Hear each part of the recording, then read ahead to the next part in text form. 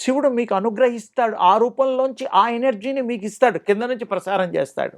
మీ body energy అయిపోయి, ఎనర్జిటైజ్ అయిపోయి శక్తి మంతులవ్వడానికి శివ అభిషేకము చాలా ఈజీగా ఈ ప్రపంచంలో అందుబాటులో ఉండేటువంటి శివ సేవలో ఇదొక అభిషేకంలో మనకి ఆ రూపంలో వారు అనుగ్రహిస్తున్నారు.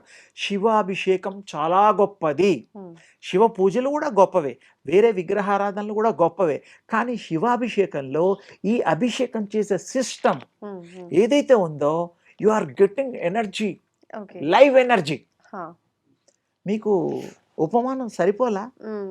పారే నీళ్ళల్లో ఎలక్ట్రిసిటీ వైర్స్, అది ఎంత కరెక్టో ఇది అంతే. మీరు ఇది ప్రయత్నం చేసి చూడండి.